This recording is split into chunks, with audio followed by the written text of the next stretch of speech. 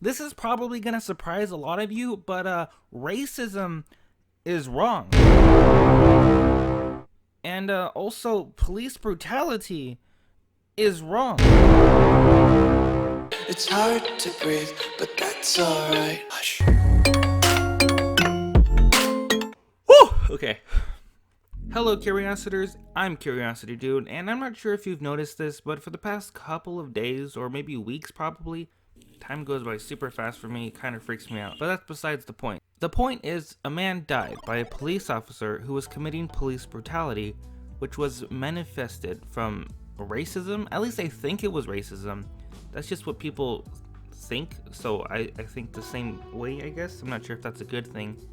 You know, I don't really know how you would prove someone is racist unless you just observe them all the time, and I don't know.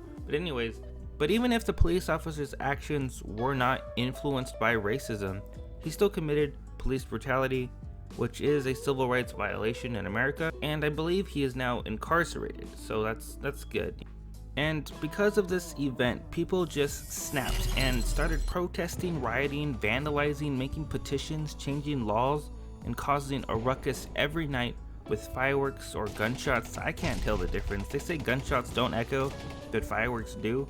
But they both just sound loud to me, and I can't really tell if there is an echo or not. But regardless, they just keep me up at night, and I'm not really into politics or other people's problems. I have my own problems. I can't be trying to solve other people's problems all the time. Like, who do you think I am, Jesus? But I figured the only way I could get a good night's sleep is if I could prevent people from protesting and being annoying. But the only way I can prevent that is by preventing police brutality, at least police brutality influenced by racism. And the only way I could do that is by preventing racism itself, which led me to make this video.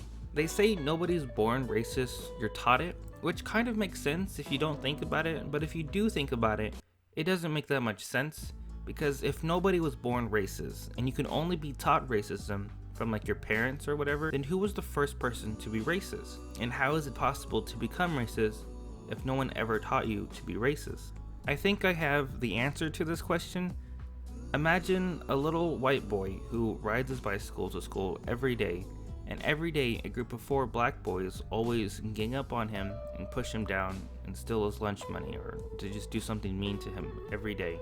And even though this little white boy was taught to be caring and compassionate towards others regardless of their race from his parents, and what they said to him didn't make any sense when he kept getting bullied from these 4 black kids, he would grow to fear them and anyone who looked like them.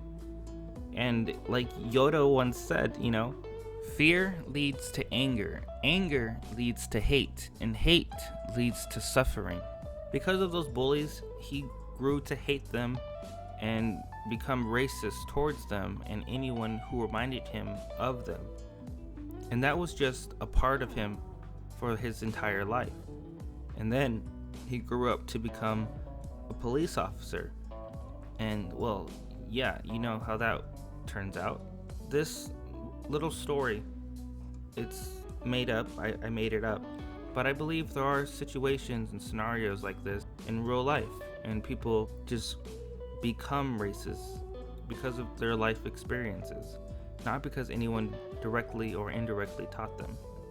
It's sad and it's illogical to hate an entire race, but people who are scared and angry, they do weird things. I don't know why. It's just how we are as humans. It's what we do. I'm not saying everyone is racist, but we discriminate against groups of things based off one thing. To be clear, I don't think it's your fault. I'm not saying that black people or anyone who has been a victim of any type of police brutality or racism is to blame for their own racism. What I am saying is that even if we could convince everyone to not be racist, it doesn't mean racism will stay away or go away forever, because there will always be bad people in the world unintentionally creating racist people. In a way, the only way to cure racism is to cure fear itself. Some say that it's just an illusion created by danger. So the only way to eliminate fear is to eliminate danger, which would mean we would need to create world peace. And the only way to create world peace is if we can create a world where people don't think they need to be violent in order to get what they want. Our world is occupied with selfish people and people who are obsessed with power and have no interest in caring for others. We could literally change the world and rid the world from racism if literally everyone was loving and caring towards one another and had no interest in violence of any kind. And I also believe that Batman's one rule of no killing should apply to the government system, so that police are no longer allowed to kill anyone, and people who are incarcerated will never get the death penalty regardless of their crimes, and war would be illegal.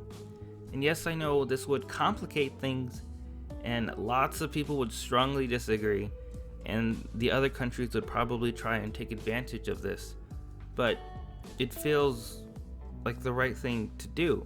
And I'm pretty sure if we literally thought about it long enough, scientists could come up with a way to defuse a nuclear bomb mid-air or create some kind of awesome defense system like a shield.